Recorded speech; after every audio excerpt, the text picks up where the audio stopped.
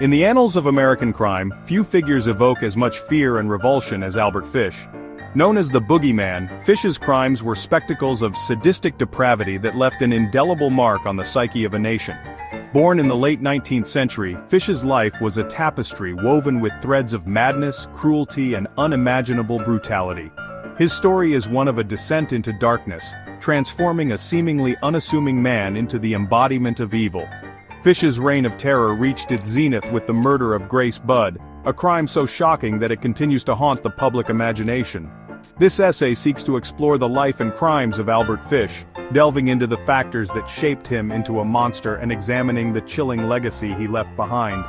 As we delve into his life, we must steel ourselves for the grotesque and the macabre, for the story of Albert Fish is one that reveals the terrifying potential for evil within the human soul.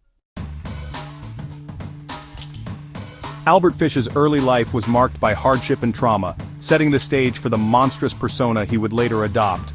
Born Hamilton Howard Fish on May 19, 1870 in Washington, D.C., his childhood was overshadowed by instability and neglect. His father, Randall Fish, was 75 years old at the time of Albert's birth, and died when Albert was merely 5 years old. This left his mother, Ellen Fish, struggling to provide for her family, ultimately leading to her decision to place young Albert in an orphanage. The orphanage was a place of darkness, where abuse and cruelty were rampant. It was here that Fish was introduced to the brutal realities of life, experiencing physical abuse at the hands of caretakers. This early exposure to pain and suffering had a profound impact on his psychological development, blurring the lines between pleasure and pain. Fish's experiences at the orphanage also contributed to his feelings of isolation and abandonment. Without a stable family environment, he was left to navigate a world that seemed cold and indifferent. As Albert Fish entered adulthood, his inner demons began to manifest in increasingly disturbing ways. While he outwardly appeared to be a typical working-class man, Fish was leading a double life, fueled by his depraved desires. His fascination with pain and suffering evolved into a full-blown obsession, driving him to commit acts of unspeakable cruelty. The line between fantasy and reality began to blur, as Fish sought out opportunities to indulge his sadistic urges. Fish's first known ventures into the world of crime were petty thefts and acts of vandalism. However, these misdemeanors merely scratched the surface of his twisted psyche. He was known to engage in self-mutilation, driving needles into his own body and deriving pleasure from the intense pain. Fish's fantasies often revolved around cannibalism and child murder, dark thoughts that would soon translate into horrifying reality. Despite his increasingly erratic behavior, Fish managed to evade suspicion for many years. His ability to blend into society allowed him to continue his reign of terror unchecked, preying on the vulnerable and unsuspecting. The murder of Grace Budd stands as the most notorious of Albert Fish's crimes, a chilling testament to his capacity for evil. On a warm afternoon in May of 1928, Fish visited the Budd family in New York City under the guise of a prospective employer for their son, Edward.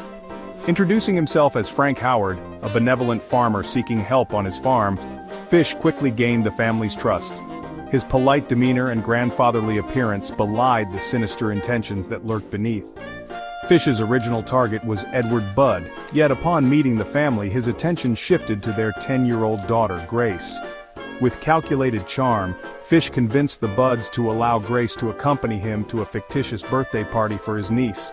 Little did they know they were sending their daughter into the clutches of a predator. Fish took Grace to an abandoned house in Westchester County, where he subjected her to unspeakable acts of violence. After killing Grace, Fish dismembered her body, fulfilling his grotesque desire for cannibalism. The details of this crime, recounted in a letter Fish later sent to Grace's family, are so ghastly that they defy comprehension. The murder of Grace Budd shocked the nation, not only for its brutality, but for the callousness with which Fish recounted his deeds. The disappearance of Grace Budd set off a massive manhunt, with law enforcement agencies determined to bring her abductor to justice. The Budd family, devastated by the loss of their daughter, could offer little information beyond the false identity of Frank Howard. With few leads and a clever criminal adept at covering his tracks, the investigation faced numerous challenges. However, the police were relentless in their pursuit, utilizing every available resource to track down the elusive predator. Detectives combed through every detail of Fish's interactions with the Budd family, hoping to uncover a clue that would lead them to Grace. Despite initial setbacks, the investigation gained momentum when the letter Fish sent to the Budd family was traced back to him. The envelope bore a small yet crucial piece of evidence, an emblem from a private chauffeur's company. This discovery allowed investigators to link Fish to a previous employer, narrowing their search. The breakthrough came when a janitor at a rooming house identified Fish from a description provided by the police. On December 13, 1934, Fish was apprehended in his apartment, bringing an end to his reign of terror. The arrest was a moment of relief for law enforcement and the public alike, marking the culmination of a years-long effort to capture a monster. The trial of Albert Fish was a spectacle unlike any other, drawing widespread media attention and public fascination.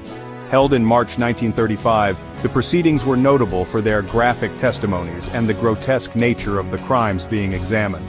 Fish's lack of remorse and his nonchalant recounting of his actions shocked and horrified all who were present.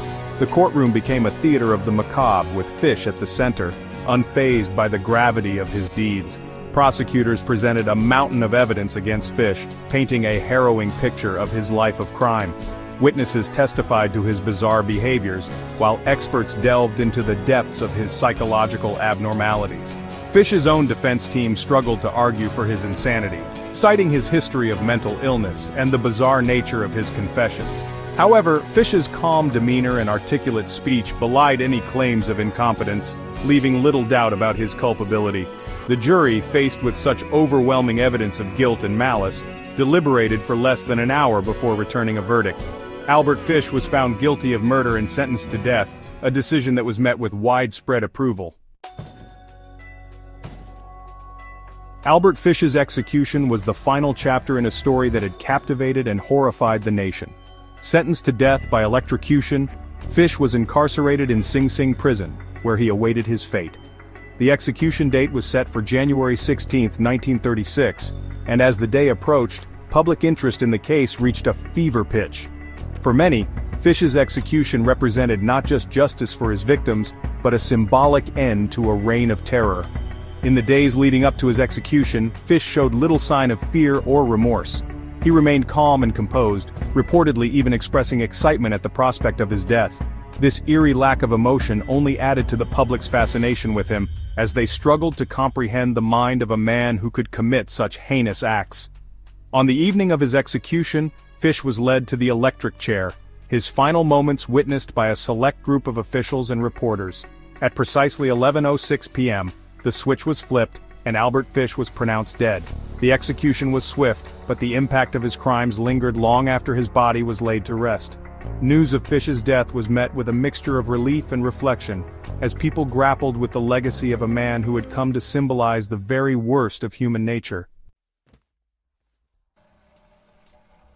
In the wake of Albert Fish's execution, the true extent of his impact on society began to unfold. His crimes had not only devastated the families of his victims, but also left a lingering sense of fear and unease in the public consciousness.